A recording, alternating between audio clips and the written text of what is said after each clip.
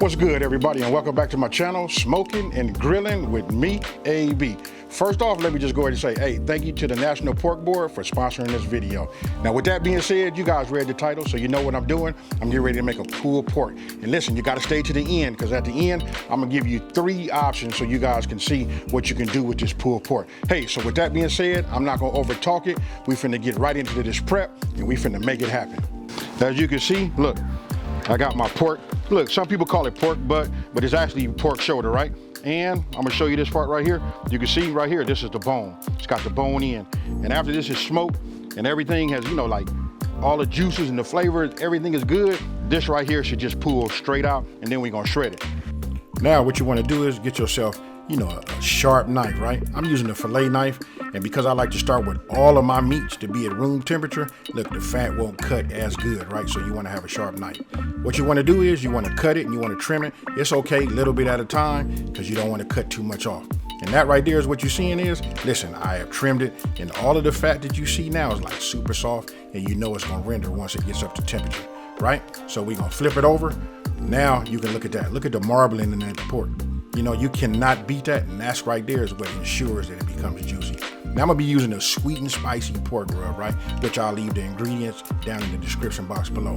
Now we're gonna use a binder, right? And this time I'm gonna be using, you know, the W sauce. You can use the W sauce, or you can go ahead and use, you know, just regular, you know, yellow mustard. But after you go ahead and rub your butt, then what you wanna do is you wanna get your rub and just start sprinkling it on there, and you wanna be liberal with it. Listen, there's no such thing as it's too much. You just want to get it coated.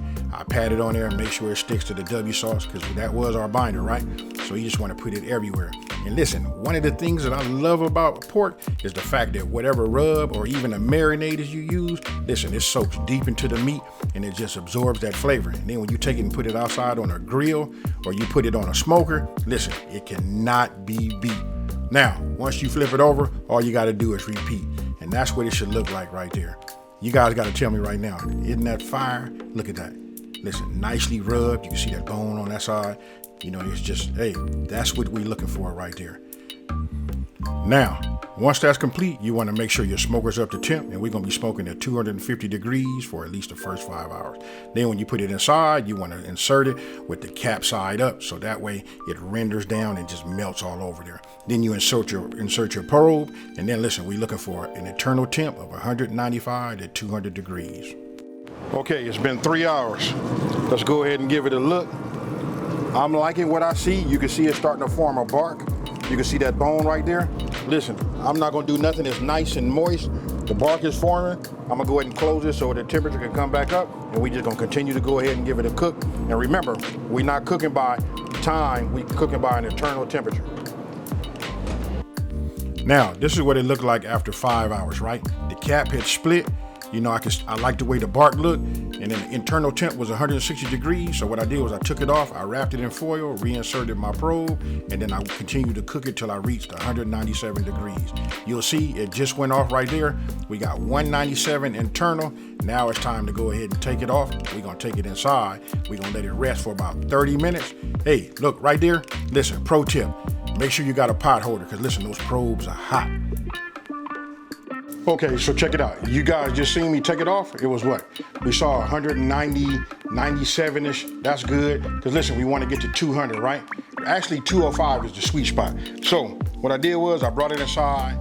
I went ahead and covered it. You can see I just went ahead and put like a, you know, a towel over the top. I'm gonna let it, you know, cool down, you know, nice and gradual. And then we're gonna take a look at it in 30 minutes. We're gonna open it up, and then we're gonna go ahead and shred. Okay, now look, it's been 30 minutes, right? We gradually let the temperature come down. So be careful when you open this too, because it's still kind of hot and that steam can burn you. Now you can see all that pullback and how the bone is like trying to like come out on its own. Right there, that lets you know it's done right. So now I just cleared a little bit of this meat, and look at this right here. Look how clean that bone is. That's what you want. And again, man, you can't get that with nothing else but this pork shoulder. Now, if you look right here, you can see the color. That's how that smoke penetrates the meat. And this is what I'm trying to tell you guys. Listen, pork is so good at absorbing the flavors from the grill and your rub. Look at that. You see that pink? That's that deep penetration that you get.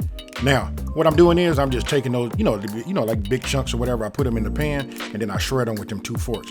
Now, that's what it looks like. There's no color correction. You guys can just see, you see that pink right there? Ooh-wee, that's the flavor. And you can just see right here are a couple examples of what you can do.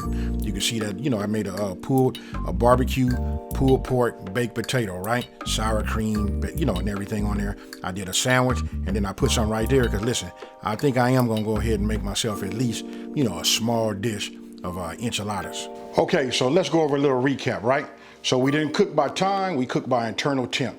You know what, super easy. Once you insert that probe, you know what I mean, then you know what's going on, exactly what's inside that meat, right?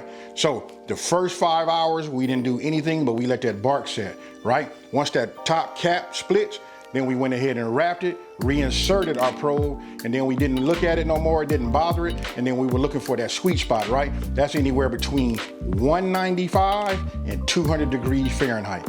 Once we achieved that, I brought it inside. I put it, you know, on my little baking tray so it can cool. I put a towel over there so it can gradually come down, you know, nice and slow. And after 30 minutes, then I opened it up. And then what you saw is I pulled that bone out. You can see how clean it was. You know what, it was just like super clean, right? So after that bone comes out, then you just take yourself 2 forks and then you just go ahead and shred. Now, I said a whole lot in that recap, but now it's time to eat some. So I'm gonna go ahead, ooh-wee. Look, cheers.